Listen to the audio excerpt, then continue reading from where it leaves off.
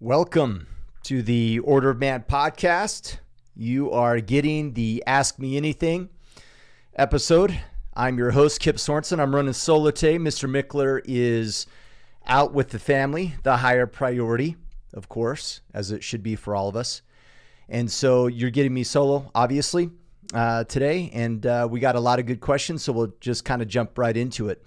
Before we get into you guys' questions, I wanted to just say thanks to you guys for the call to action. A couple episodes ago, Ryan and I asked you guys to share the message, to tag us on Instagram, and you guys did awesome. So thank you. Continue to share the message, subscribe to the podcast, share what we're talking about here, join us on Facebook. Just be part of the movement. And that's how we turn things around. That's how we level up. As well as leveling up through our own actions and being an example, which I think is kind of at the root of this call, right? Because a lot of these questions have to do with how do we improve in our lives.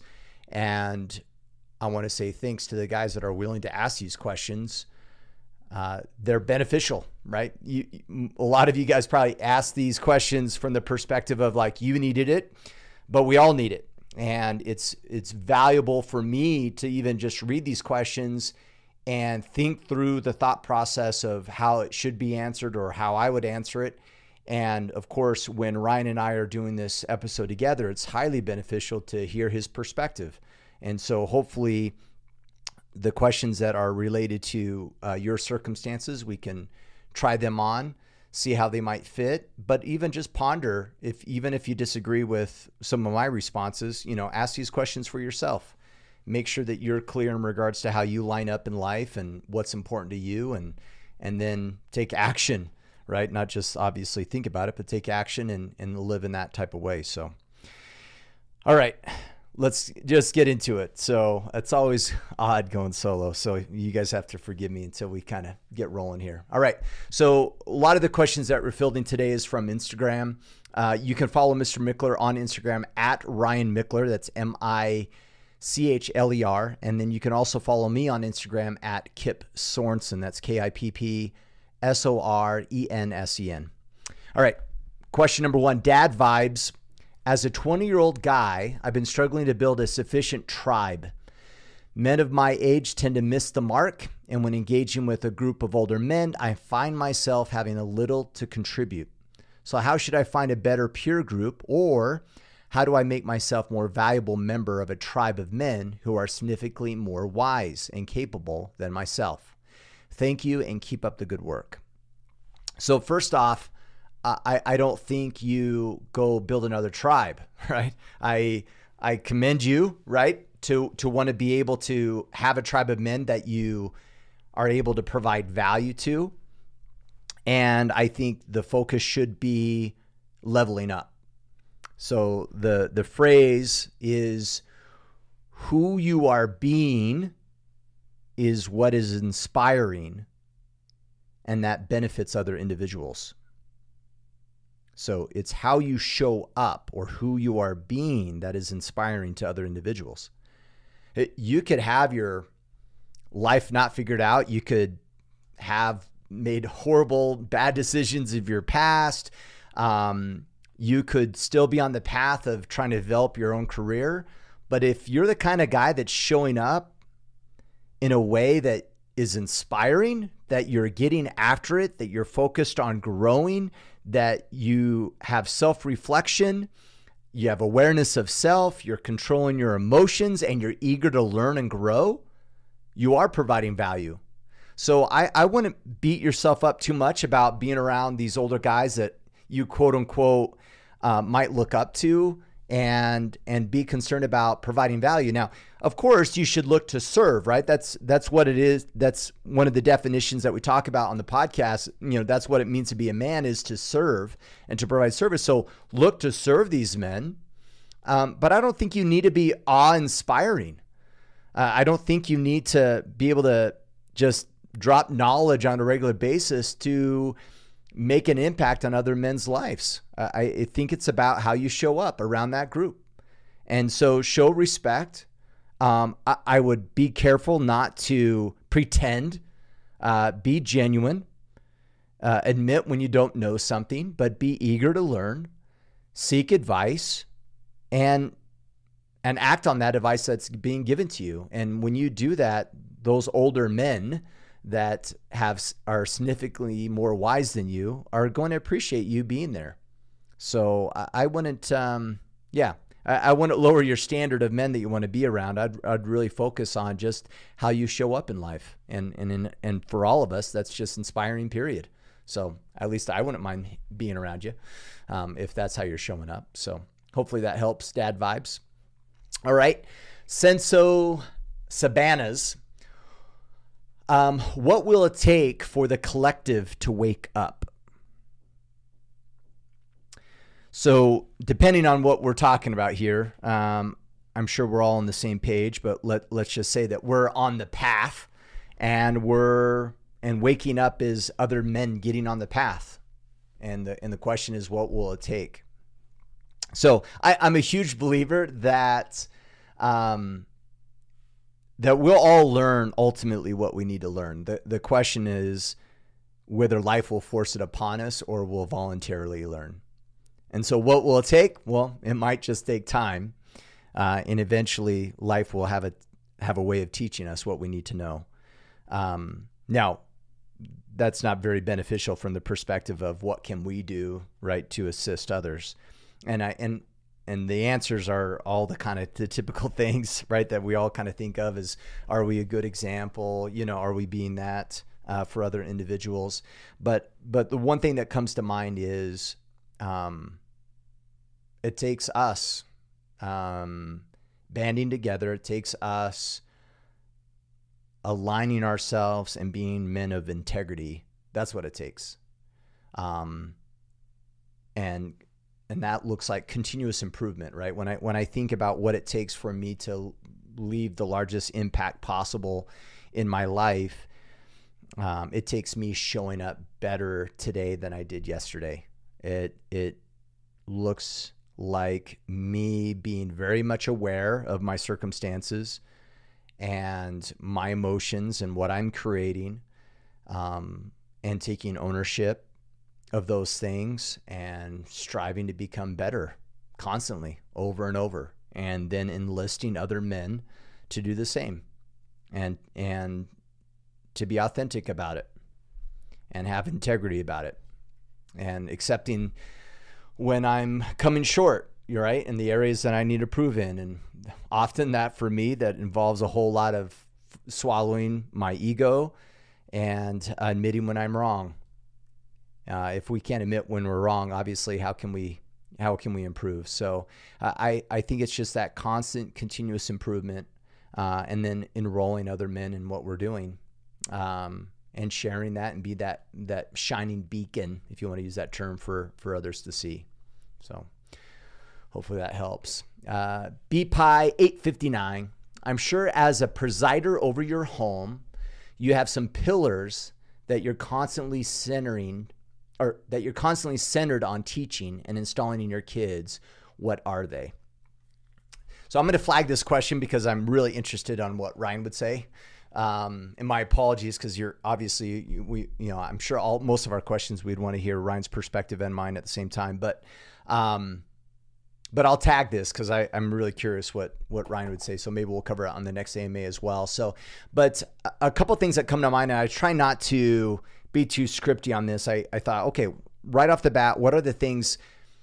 Well, let me pause. Let's be frank. There's probably like the list that I should be centered on teaching, and then there's probably the realistic thing that I'm teaching. And unfortunately, they're probably not exactly the same. So this is probably key areas that I'm constantly suggesting with my children and at home. These are real ones. I'm curious, after I think about this a little bit, if this would be different, and if it should be different than what it is. And of course, we'd love to hear your guys' feedback. In fact, if you guys are catching this on YouTube or just shoot us a message on Instagram or whatever, let us know what you guys think these pillars should be that you're teaching at home, and instilling in your children. the ones that come to mind for me were the following. So to own your reactions or to own your emotions. That's something that I try to stress all the time. Whenever my kids are upset, they're fighting or whatever, so-and-so did this and made me feel this way. And you're like, and I always use it as an opportune time to say, no, that's a choice. It's always a choice. And so how you feel emotionally, whether you're upset or even happy, it's still a choice. And so I try to distill that as much as humanly possible. Another common thing that I try to teach is that sacrifice, that there always must be a sacrifice paid for growth. There is no growth without a cost. And so when my kids, when I'm thinking of like my sons in particular, like, oh, I'm going to do this, I have a tendency to go, well, what are you willing to give up? What are you willing to sacrifice to do that? And not to deter them. Hopefully I'm not deterring them from going after something, but I'm trying to be realistic that there must be a price that will be paid, and make sure that they're aware of that they don't go into something like it's going to be so easy, right? But also that they even ask themselves, are they willing to pay that price for whatever that thing is that they're going after? And so, I don't know. I think it's a really valuable thing to consider. Often, I think sometimes on this podcast, and I know I've used this analogy with a few other people, it's like everyone wants to be a millionaire, but once we define the price that needs to be paid to get there, a lot of us would say, yeah, no, I don't want to be. So isn't it valuable to know that you're not willing to do something? So then that way you can focus on that in which you are willing to do. And that's what I'm trying to teach the boys when I bring that up. And then the last thing that kind of come to mind is reps. It's all about reps. So we have a tendency, or at least I did, and my kids do as well, that like, oh, this person's so good, or they're lucky, or they're more talented than I am. And I try to remind them often, it's just about reps. They put in more reps than you. And so and not that you just pause and go, it's too late. It's just like, if you want to be that good, then you got to put in more reps. It's about repetition. It's about practice. And it's only through that we actually get better at things. So anyhow, those are the three, at least, that come to mind. I'm interested on what you guys think, if you guys went with some, I don't know, what you would have as your primary list. All right. Iron Palm Coffee. What was the biggest takeaway from your first year in Brazilian Jiu-Jitsu? So I've been training. Is it, once again, another question for Ryan, because he's only been training for, I think, a couple of years now. I've been training a long time. In fact, I started training back in 2006, 2007. I don't count that first year too much, because I went to the gym maybe twice a month. It was enough to get beat up, maybe learn a little something, and that was it. And it's not until I moved to New York, or actually I was living in Washington, D.C., and I trained with Leo Dalla. For you jiu-jitsu guys, you know who that is. And then after Leo Dalla, trained with him for a few months, my wife and we moved to New York, and I trained with Vitor Shaolin. And one of the things that Shaolin said to me kind of really was profound, that really kind of flipped the trigger for me in regards to jiu-jitsu. I went into the gym and I asked Shaolin, I said, hey, do you guys have punch passes? Like, what's the monthly rate? And he told me monthly rate. And then I was like, do you guys have punch passes? And he didn't understand. He's like, what do you mean? And I'm like, well, can I buy 10 classes and then come when I can? And he goes, oh, you misunderstand. He's like, our students are committed to jiu-jitsu or they're not. And I was like, okay. Yeah. And it just kind of, I don't know, it awakened me. And I was like, and I don't know if he intended it as like a life lesson, but I was just like, okay, yeah. Am I going to train jiu-jitsu or not? Not half-assed, not when it's convenient. Like, am I going to do this or not? And so I signed up for the monthly membership and obviously started training on a regular basis. That first year, I'd say the key things that were kind of my biggest takeaways is how much my emotion played a part in my life. And I can give you an example. A lot of early guys, or at least for me as well, is you could get pinned by someone and not be able to move, and I would feel panicky. Like I would almost want to tap just because I can't move. Why? I'm not in danger. I was fine. I'm not in pain even. It was a mental discomfort. And so I really got present to my mentality around discomfort and what it felt like to embrace pain or anxiety or fear, even embracing anger. And so really it's around dealing with those emotional states of jiu-jitsu. And later in my training, I really got to a point where I almost liked it. I went from despising it and almost willing to tap because of the uncomfortable aspect of it. And I went from that position to like almost like the pain, you know, like that sounds weird, but if there's an accident, it'll like heel to the face or whatever. It's just like, yeah, do it again, you know? So I don't know, maybe it sounds horrible. Maybe I'm psychologically messed up, but that is certainly shifted from that perspective. The other thing is ego. I used to go, I was fearful sometimes going into the gym, and it was more about how I'd look. It was about trying to be better than I was. And so the battle that I was fighting was a battle of ego and self-confidence. And unfortunately, ego and self-confidence is in conflict with learning.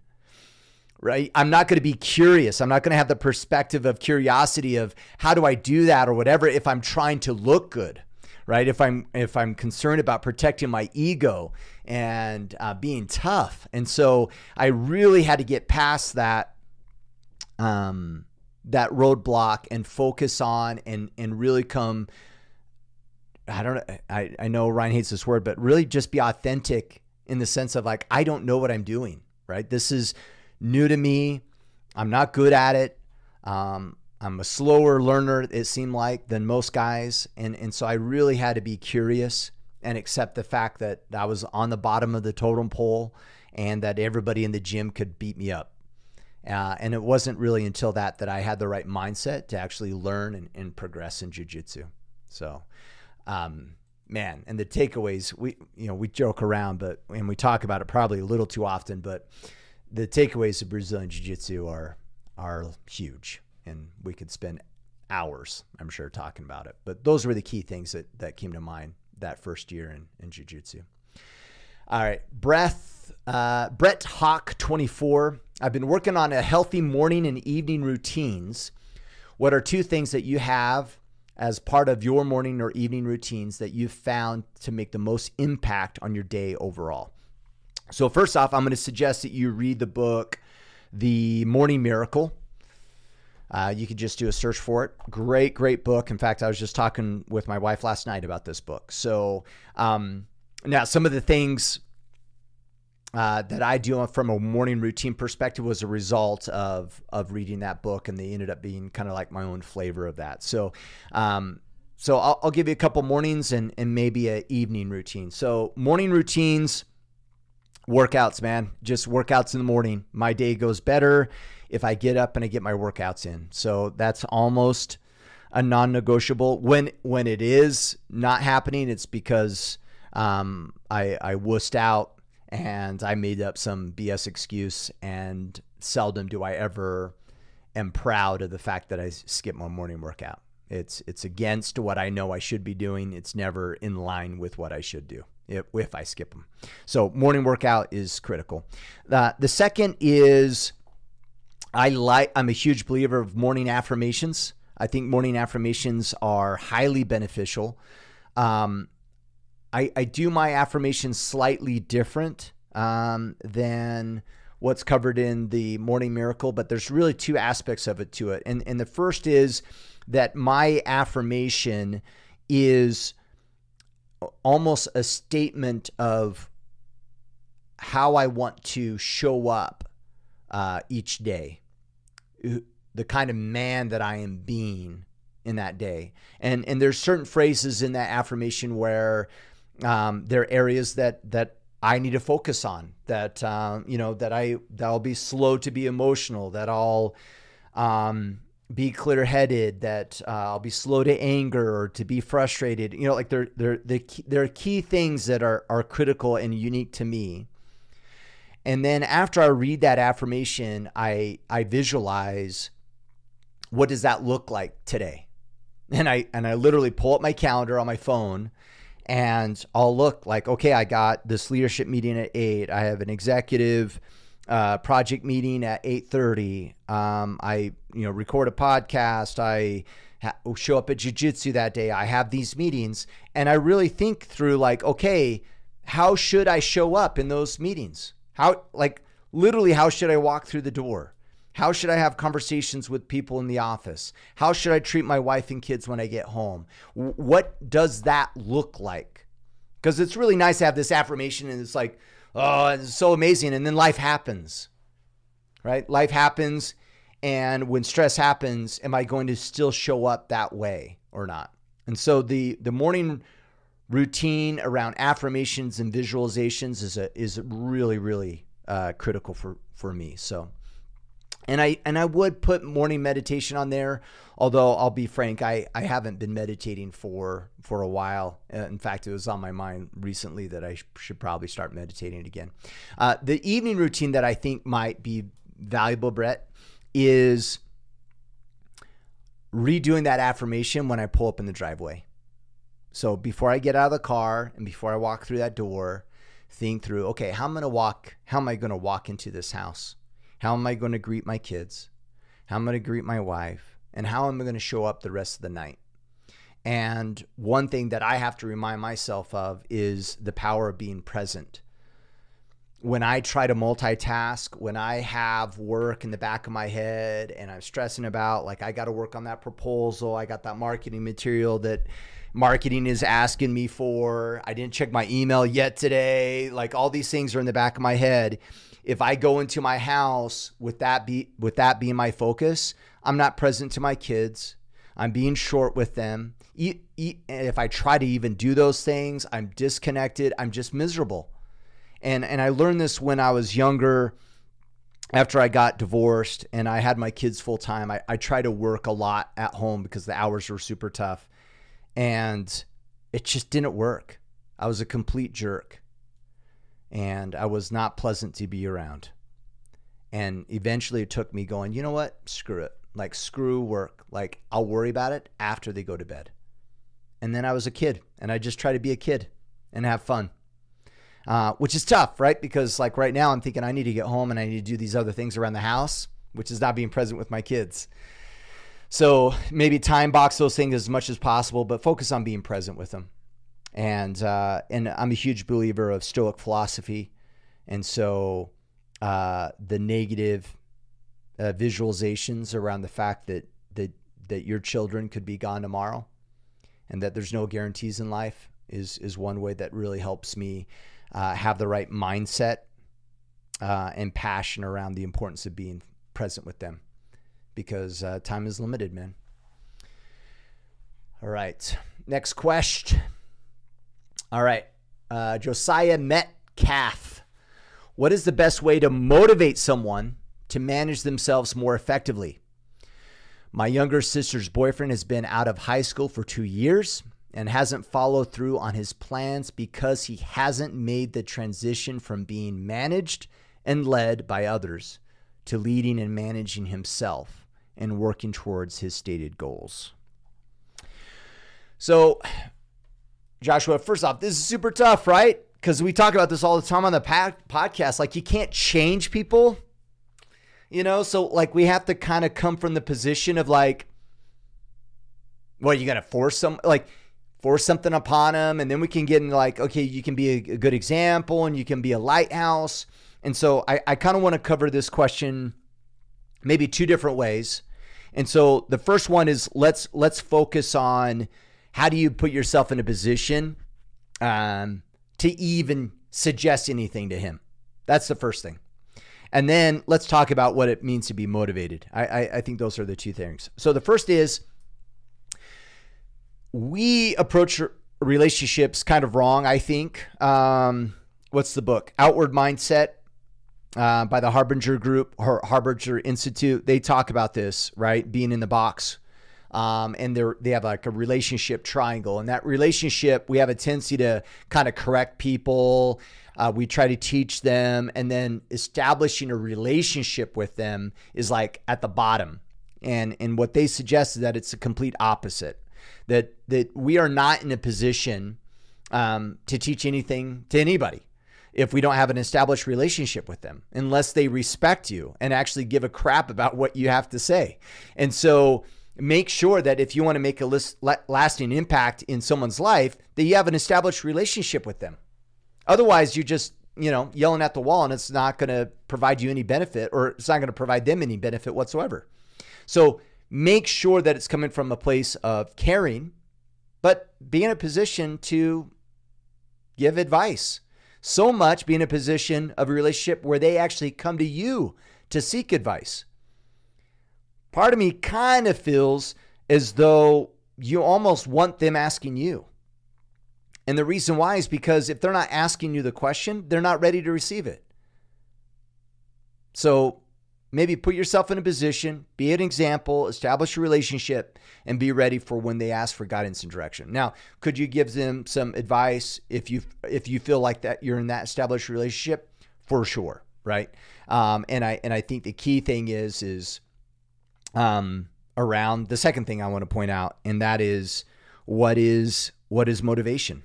So luckily for you, in the Iron Council, we have books that we read, and we kind of have a focus each month. And this month's book is The Art of the Impossible by Stephen Kotler, and a great book. And in chapter 1, he talks about what is motivation. And he breaks it down actually into 3 categories. And I wrote these down so I wouldn't forget. So he breaks them down that motivation is really broken down into drive, grit, and goals. Now let's add definition to those. Drive is powerful motivators, such as curiosity, passion, and purpose. So let me say that again. Drive is powerful motivators, such as curiosity, passion, and purpose. Grit is persistence, continuation, right? Constantly pursuing. And goals, obviously, is figuring out where we're trying to go, right? It's a clear direction of what we're trying to accomplish. I think what you're asking for from your girlfriend's, boyfriend's perspective is, what's his goals? What does he want to accomplish? Where is he wanting to go? What drive does he have to get there? What is he curious about? Where's passion? And where can he find purpose? He may even be in a position where he has no idea what these are. And ironically enough, I would like to suggest that we can create them. Ryan and I talk about this on the podcast, like, the carrot or the stick. What motivates you, right? If you have no drive to go to the gym and your health is horrible and you're not eating well and you're overweight and you're just not taking care of yourself physically and you don't have the drive to go to the gym, well, how do you get the drive? You find purpose. Why should you go to the gym? And sometimes we have to dig deep for it, right? I've used the analogy in the past, like, oh, I need to go to the gym because I want to be in shape because blah, blah, blah. Nah, not there, right? Like, drive should be something that moves, touches, and inspires you, causes you to change, almost like a form of transformation. And they're there. We just may not realize them. So for instance, if you're really not taking care of your body and you have children, I'll give you a shortcut purpose. Your children will more likely follow your example and be equally unhealthy with their bodies as you are. Do you want that for your children? Yes or no? You just found purpose. Maybe you have bad habits, things that you don't want, you feel like, I shouldn't do or whatever, but you don't stop doing them. How about not being a hypocrite? How about being the shining example to your kids? You want to quit smoking? Ask yourself, do you want your kids to smoke too? Because that's what you're teaching them. We can find purpose. Curiosity and passion, a lot of that comes down to us foregoing our ego and taking a little bit of risk. So I'd focus on, for your brother-in-law or your boyfriend's boyfriend or your sister's boyfriend, help him find those passion. Help him figure out where that passion, that purpose, and where that curiosity might lie. And it might be in a different place than you. That's okay. But help him find those areas. And then grit is developed, I think. And it's developed through doing hard things and building the self-confidence that you're capable of doing them. And having small rewards and measuring your goals and seeing that you can do things. And that comes back to establishing goal of where are you going. So I would focus in those key areas: drive, grit, goals, and then make sure that you're in a position to even provide some guidance or direction. Make sure that you have established a relationship with him. All right. Hopefully that helps. All right. Next question. Honey Badger B. What is a way to motivate my more scholastically inclined friends? I don't even know that was a word, or maybe I'm pronouncing it wrong. Who are states away but good friends to work out more. I've tried to challenge and invite them to be accountable partners, but with no luck. I think it's the same thing. I mean, you want them to work out more, but do they want to? Like, why should they? Like, where's their passion and their purpose of why they would want to do it? And where are they going? So maybe just, I guess it's the same answer. Are you in a position to be able to guide that, provide some guidance and direction? And where is their drive, grit, and goals? And maybe focus in those key areas. One good thing might also be too is, you might accomplish this through recommending the book that we're reading in the Iron Council, and send them a copy and have them read that book. Right? That it might be as simple as that.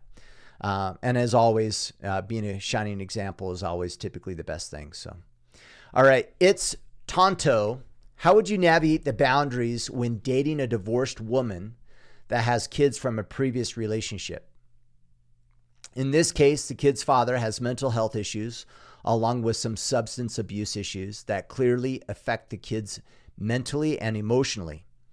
Obviously, the specifics of this question says I'm currently working through that scenario.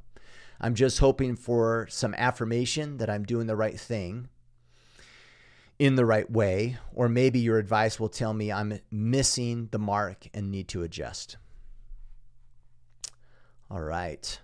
That's a good question and a tough one too. So I can relate.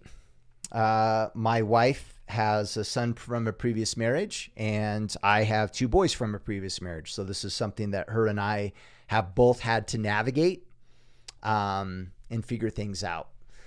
And so you're going to get someone on a soapbox on this, but hopefully it's beneficial. So the first thing is, you need to get on the same page with her in regards to what this looks like. I think personally, and this is not me throwing my wife under the bus. This is me throwing a bunch of other women under the bus typically. But I think that a lot of divorced moms have a tendency to want to get remarried and get their perfect family back. I think they feel they can get divorced. In most cases, as we all know, the divorce system is very much against fathers, regardless of how good of a father you are. And mom gets built-in babysitting on the weekends, and everything stays the same, right? She gets her kids full-time. Now, of course, judge me all you want, and there's some drawbacks to that, and I'm not saying that a divorced mom is not struggling to deal with the divorce. It's super tough. The psychological and emotional side of it is just horrible. But nonetheless, I think the majority of women go into dating and thinking the idea that they're going to marry some other guy and they're going to get their perfect little family back. And that man that they marry, aka maybe you in this circumstance, is just going to magically just like fill the roles of dad and everything's back to the way it was. And I do not think that is the case. And I do not think that's even a healthy way of looking at it. They are not your responsibility. I want to be really clear. Now you can choose to take that on for sure. And you probably maybe should if that's what you want to do. But you will never be their father. You will be their stepfather. And you can be a damn good one.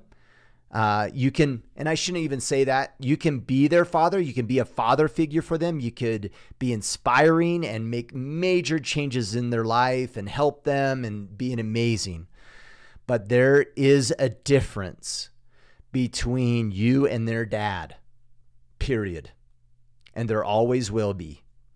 And I say this just so you can go into this not thinking that they will somehow just magically just be the same. It's not the same. It is different.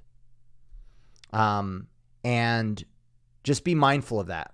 And she needs to be mindful of that. Those children will have a connection to their father, whether good or bad. That transcends his behavior. That is kind of built in. And who they are is a part of their father. And so obviously be very careful on how you portray him or how you talk about him, because it reflects on them. You know, you say something bad about their dad, you're saying something bad about them, because that's part of who they are, is their father. And so be very careful from that perspective. So kind of tactics around this, or navigating the boundaries. I think the boundaries are really around you and your wife talking through the specifics, or your girlfriend talking through the specifics. Like you guys, like, what does discipline look like? And where is your role? And when do you have a say? It's really interesting. Like, I've struggled with this. If you don't mind me sharing really specific examples, I've struggled with balancing what is acceptable and my wife kind of giving me the green light of like, oh yeah, now you can come in, versus if as my own kids, I don't even ask that question. It's not acceptable, right? Like my role with them is not defined by anybody else. I define it because they're my kids. When it's your stepchildren, you have a tendency to kind of sit back a little bit and kind of wait for the signals of what you should and should not do. And depending on her, she might be extra protective of them. And she might purposely push you away a little bit in the role that you would be having as a father figure in the house. And so the best thing you can possibly do is talk through the scenarios. When your kid does X, who's communicating? Do you always communicate together? If the kid's taking advantage of one or the other, do you always run it past the other parent? Like, you got to work through these things. And I would even suggest, like, even establishing a playbook of like, these things are acceptable. When they're not acceptable, this is the repercussions. Here's the rewards for good action. And you and her are just on the same page, and you're enforcers of what you've decided upon as a couple. Try not to wing it from the hip. You guys going to be off probably quite a bit. And then you're going to probably feel like she's being too soft. She's going to assume that you're too hard. And when you feel that way, you're going to be harder and she's going to be softer. And it can get really difficult and tricky. So I don't know. I felt like I was talking in circles there. Good luck. Half that advice I think is applicable even to your own biological children. But I just think all the same things from a parenting perspective that are critical for your biological kids end up becoming even more critical when stepchildren are involved. And you two talking and getting on the same page is probably the most critical of all of that. So, all right. Next, Rupert Vagabond. It's become apparent that my mom does not want to listen to me in trying to improve our family, and mainly our brothers' lives, my brothers' lives. She's not a bad mother, but it's difficult being an immigrant and a single mother. I have come to the realization that I'm not a man. I had no father figure, and much less my brothers. But I can feel that living with them isn't doing me any better for my mind or soul, and I'm slowly regressing from the progress I've made. I'm going to move out, but how can I make sure my brothers don't waste the time I did and start helping them become men? Also, how can I assure that I keep being and growing as a man? So first off, I'm trying to guess on ages here. So I'm assuming you're a young adult, maybe you're living at home, you have some brothers, you're helping your mom out. Obviously, you should live on your own. If you're an adult, you should probably be living on your own, period. But I'm assuming some of your hesitation to move out on your own is being able to be there for your brothers and making sure making sure that they have what they need. And I'm also assuming that you're taking care of your mom as well. So move out. So let's focus on the question. How do I help them become men? So the first thing is you need to focus on you. Are you continuing to grow, right? Are you doing what's necessary to get you in a position of manhood? We talk about on the podcast quite a bit, what does it mean to be a man? As you know, the Order of Man logo has 3 words: protect, provide, and preside. When we break down those 3 words, they're all a form of service. When I think about my young boys growing up, I think ultimately becoming a man, you transition from a consumer of things to a producer of things. And manhood is producing. It is serving. It is taking care of others. It is being in a position to protect, provide, and preside. And some of that is protecting physically, emotionally. It's providing emotional comfort. It's providing physical well-being. And presiding is, despite everyone that reads that word wrong and assumes that it's practicing unrighteous dominion, presiding is actually like taking ownership of something and ensuring that you're overlooking and making sure that something is taken care of, that they're being served, that they're getting what they need for those that are in your care. And I think it's honorable for you to add your brothers to that list. For you to serve them, though, you need to be constantly growing in that area. And then I would suggest, how do you do that for your boys or your brothers? I'm sorry.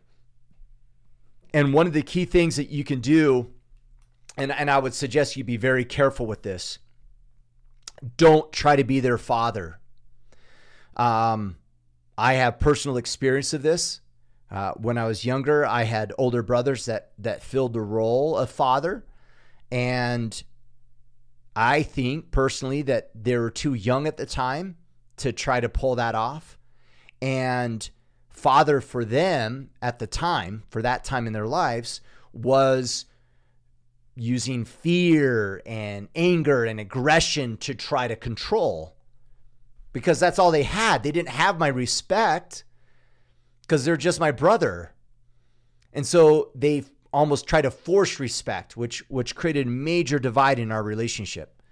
And so once again, kind of to that question that we talked about earlier, are you in a position where they respect you and look for guidance and direction? You need to have an established relationship with them where it's genuine, that they know that you care. So when you do provide guidance and direction, they know it comes from a place of caring and not unrighteous dominion, if you want to use that term. And so once again, be an example, establish those relationships, and then try to get them on the path of what manhood is. And I think one of the key things that was never apparent to me until working with Ryan in the Iron Council and being involved with the Order of Man movement was defining what it does it mean to be a man. And I'd ask your brothers that. Ask them, what does it mean to be a man? Help them get clear on what that looks like. And being maybe in a position where you guys can band together and create a family ethos. Define what it does it mean to be a man in your family. And how do you guys show up? And what responsibilities do you take on? And have them participate in that, have their say in it, and remind them of it. And then share information with them. But most importantly, share from the perspective, if you don't mind. Like I was on a soapbox the other day with one of my employees here in the office, and we're of the same religious background. And I was telling him one of the benefits of a testimony, and we talk about that in our church. And what a testimony is where you share what you believe. What's powerful about a testimony, and you non-religious guys, don't freak out. Like, this principle, as all principles, transcend religions as well as non-religions, because they're truths. And so, but let me just use this as an example. As a testimony, we sometimes get it wrong, and we preach. Oh, this is what you need to learn, and this is what blah, blah, and we start preaching. That's not a testimony. A testimony is me sharing with someone else a breakthrough, if you want to use that term, a breakthrough in my life. Something that I learned, that touched and moved and inspired me, that caused action, that I became a better person because of. When I share from the level of what I got, what I learned, that's non-threatening to you. I'm just sharing. I'm not saying that it's true for you. I'm not sharing any of that. All I'm sharing is through something that occurred or through an understanding that I gained or whatever, that it helped me grow in this way. And just share. And what's beautiful about a testimony from that perspective is you're not preaching to someone else. And when you share something that was made possible to you, people have a tendency to try it out for themselves. And they put themselves in your shoes. And they come to their own conclusion whether that's applicable to them. They decide if it's applicable to them, not you by preaching. And so get on the path. Get on the path of becoming a man by growing, by be inspiring, like be inspiring to yourself. Show up in amazing ways and be in a position to share with your brothers and what you learned from a level of excitement, not to change them, but to share the change that was present for you. Let them decide if that's what's best for them. Such a powerful way to share. And far too often, we have a tendency to preach to people. Don't preach, just share. Let them try that on for themselves. All right, little tangent. All right, Malt Rocket. If you're in a relationship with someone who has a kid by a past relationship and you get married, where is the line on how much influence you should have with your kids, and when should you hold back, if at all? I think it goes back to the other question. You got to have a conversation. I think it's going to be different for every family, and it's probably going to be very much different based upon the mom. The one thing is, get clear about that now, because one of two things are going to happen. Your involvement's going to be at the level of expectation that you have in your mind of what it's going to be like to parent these children, or it's not. And when it's not, are you okay sitting on the bench and not playing a more active role? Are you going to be okay playing a different role as a father to those kids than what you would like or what would come naturally? You better define that out. You better figure that out now before you get married. And the only way you're going to do that is talking through the use cases and the scenarios, and get on the same page in regards to how you're going to punish children and what's acceptable, what's not acceptable. Like, by the way, we should all be doing this before we get married and have children, but even more so when you are looking to get married to someone that already has kids. Okay. All right. Only Grim. Mr. Mickler, can you elaborate on the many benefits of the Order of Man? I'm curious about it, but I'm a bit skeptical to pull the trigger on a membership. Okay. All right. So, where do we start? Okay. First off, it's a month-to-month membership. And if you're worried about the fee of the membership, then, well, life will give you what you put to it, what you give it, right? And so you got to commit or don't commit. I'm fine either way, right? Obviously, we want guys to band with us in the Iron Council. We obviously think it's beneficial. The 800 other men across the globe that are members think it's beneficial. But you're in or you're out, man. What are you doing? So I'd say get off the fence, decide that you're going to do something or not do it. And in particular this, jump in, give it a solid month, give it 2 months. And if it's not working out for you, awesome. Give us some good feedback so we can improve and go on your way. So I would focus on how you show up and how you're going to get the most out of it, and you'll get the most out of it when you take that approach. Now, elaborate on some of the benefits. So, like-minded men. I think what's amazing about the Iron Council is,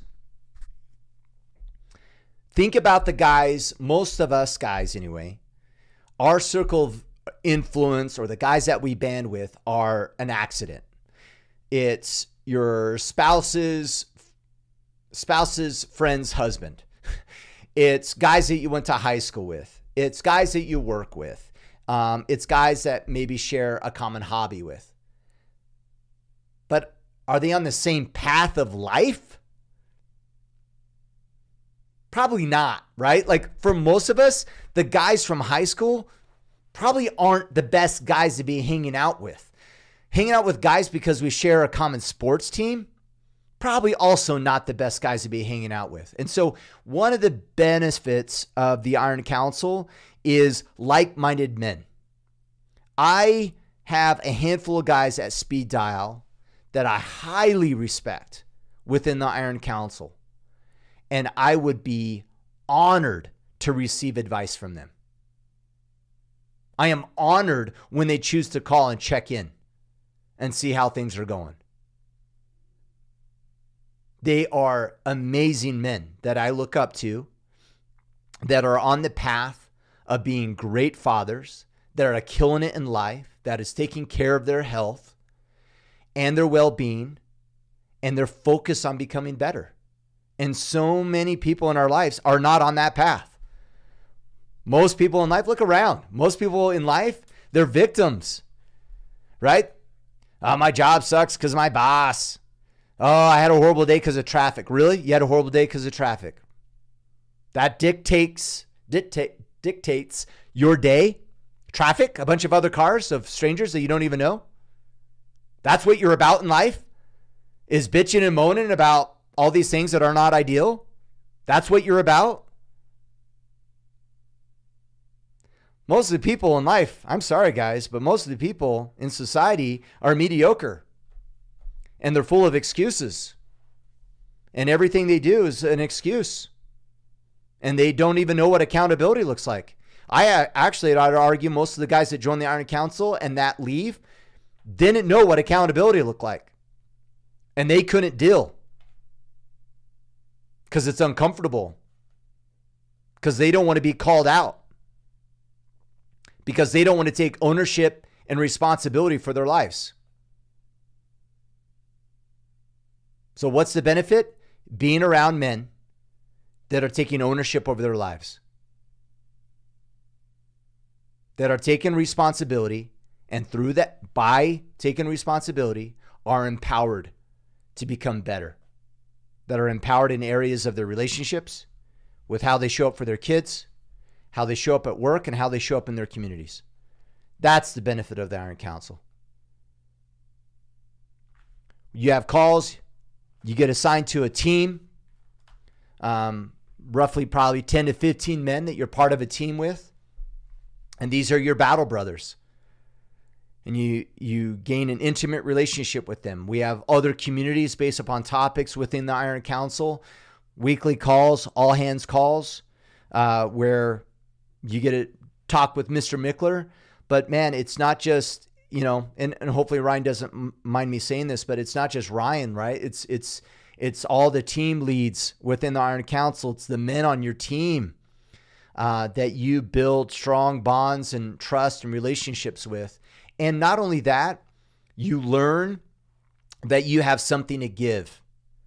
The transition of growth in the Iron Council is guys join for themselves. They stay for others. They stay because of the man that they're becoming and the influence that they're creating in their lives, whether it's when they're within their homes or within their teams within the IC.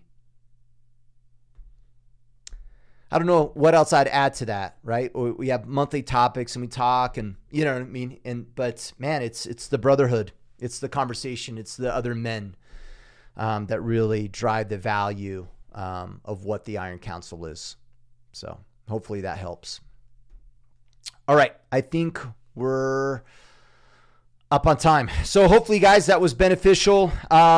Stay tuned. Mr. Mickler will be back next week for the Ask Me Anything. Remember a couple things. So you got Friday field notes coming up this Friday with Mr. Mickler, getting on a soapbox that is obviously usually always highly valuable and beneficial and related to kind of the current events and what's kind of what we're seeing, whether it's through our interactions within the Iron Council or the interactions that Ryan sees on social media or within the Facebook group. Band with us. Join us. You can join us a number of different ways. Like this last question, you can join us in the Iron Council. That's our exclusive brotherhood. 800 plus men across the globe banding together to help each other grow and improve. You can learn more about the Iron Council by going to orderofman.com/Iron Council. You can join us on the Facebook group. That's facebook.com/group/orderofman. And of course, you can connect with us on social media, on Instagram and Twitter. You can connect with Mr. Mickler at Ryan Mickler. That's RyanMichler.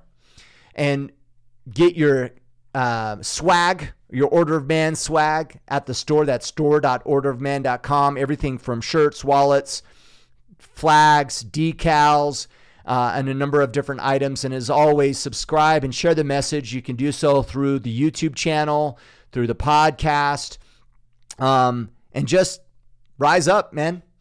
And, a lot of the questions today, really at the center of them was be like, if I had to paraphrase, the greatest impact that you can have in life and how do we help those that we love and care about, be inspiring. Show up in a way that you are inspiring to all those that know you. And you do that by continuous growth, surrounding yourself with like-minded individuals, and inspire yourself. Be excited about life and the opportunities that have been presented to you. We are all truly blessed. I don't care who's listening to this. You're blessed. We have amazing opportunities if we just take advantage of them. So until Friday Field Notes, take action and become the men you were meant to be.